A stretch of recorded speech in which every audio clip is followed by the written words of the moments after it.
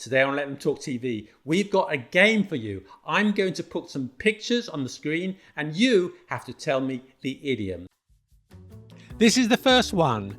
You would use this idiom when you're faced with a difficult situation, a bad situation, and you need to fix it right now. So you tackle it head on and without delay. So for example, I wasn't making much progress with my English, so I decided to and move to London.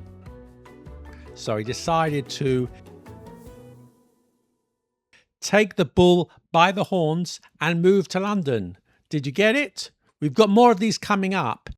And I'm delighted to say that I'm joined by the artist himself, Sam Milan Hewitt, the illustrator for my book, Middlechester Chronicles and the Story of Idioms. Hello, Sam. Hello, thanks for having me here.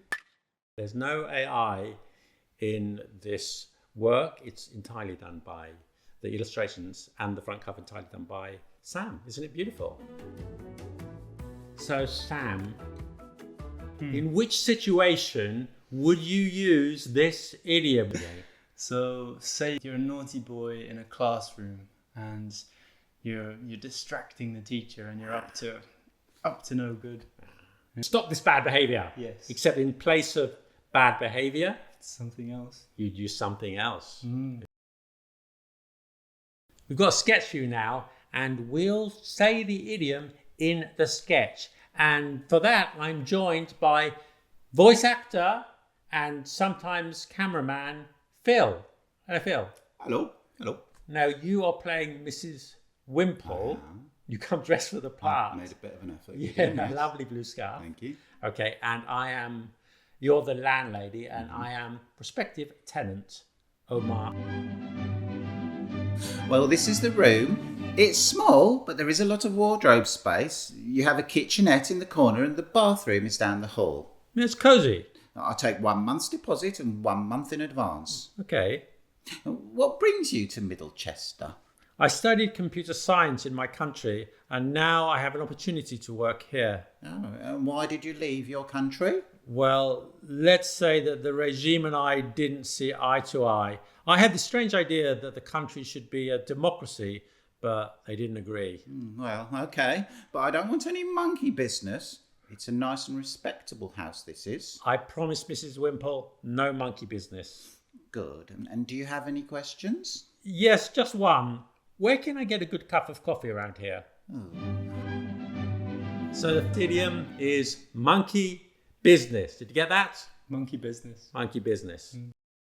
The idiom actually comes from the 19th century, and the OED tells us that it came to English from Bengali, a Bengali word or expression, badrami, which literally means monkey behaviour.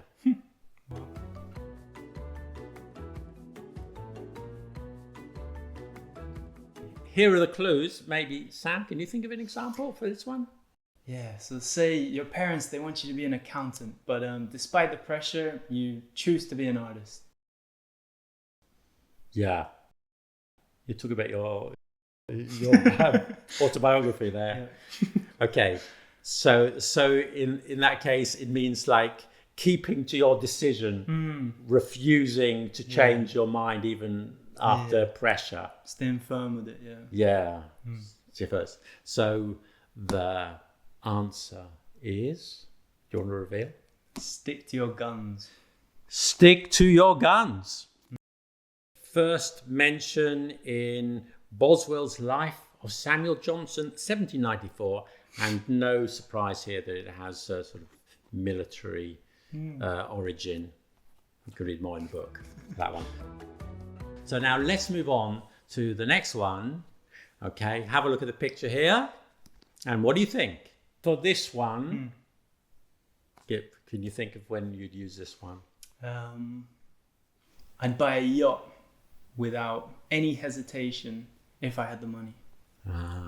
So the key phrase there is without hesitation.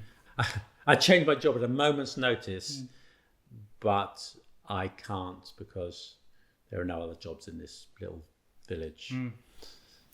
I have to pay the rent. Tough. Okay, and so it means sort of immediately, without hesitation, Yeah, spontaneously. spontaneously.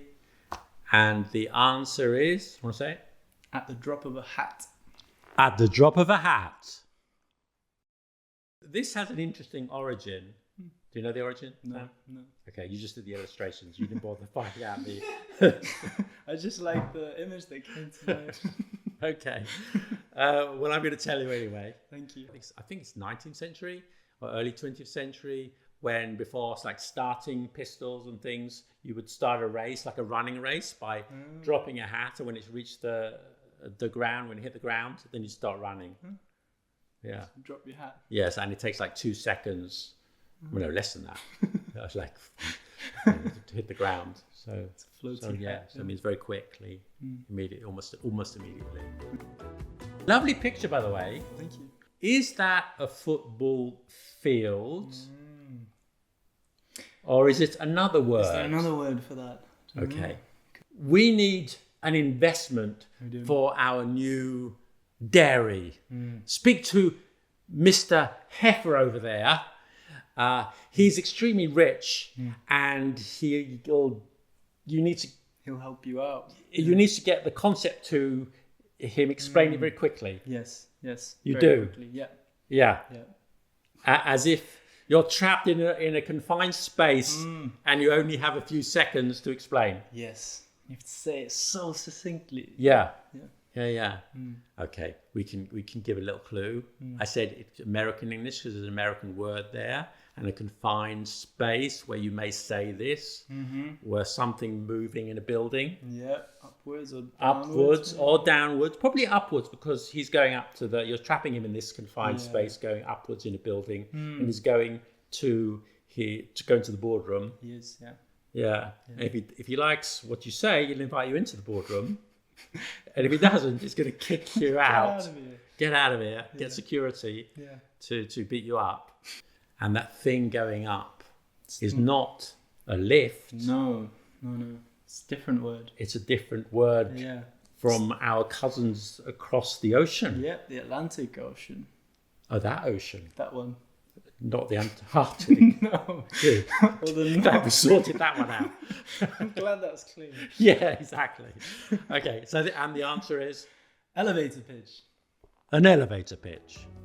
Elevator pitch. So this beautiful illustration, Yeah. there's some water in a confined space, Yeah. and the Quite weather's circular. not good. No. It's quite terrible though. Yeah. My mother lost her temper because I left a sock on the living room floor, and then for a week she only fed me stale bread and coconut water. Yeah. She blew it all out of proportion. Totally. As the meaning is like making a row or an argument over something which is quite trivial. Yeah. Something insignificant. Something for the person speaking, insignificant. Yeah. Okay. Well, I gave the example and the clues, so maybe you can reveal to the audience, to the viewers, the idiom. It is A storm in a teacup. yeah. If you got storm in a teacup, well done. You got your points. But you also get points if you said a tempest in a teapot, because although you didn't draw a teapot, but that I believe is the American version of the idiom, which once was also common in British English. The origin in fact comes from ancient times, from the 1st century BC, from Cicero, and he described it as a tempest in a ladle. And he said, tempest in a ladle, as the saying goes, which implies that it was much older. It was already well known by his time. I picked it up from before. Yeah. So we don't really know how old it is, but it's quite an ancient expression. So what were you thinking when you did this picture? Because it's I found it amusing, to say the least. Started off with a teacup, and then I was showing how could I show the storm in there. And then a boat came to mind, and some lightning, and yeah, a little storm brewing in a teacup. It's nice. Yeah. And if you like those illustrations, we did 5, but there are another 17 plus all the beautiful stories in the book, which you can get the first chapter for free. I'll put a link in the description if you want to discover a little bit more. And this has been Sam Milan Hood. Who are you, by the way? Tell us more. Okay. Yeah, I'm an artist. I studied art and science for my master's, and yeah, I just love creating art. I love exploring different materials. I work with ink, but I also do paintings, and yeah, a wide range of things. And where can we find your art? sammilanhewitt.com. Okay. I'll put a link to that in the description if you want to discover more about Sam's art, and it's on sale. Yeah. What are you waiting for? Okay. Thank you for watching. Do check out the book, and see you soon. Bye. Bye-bye.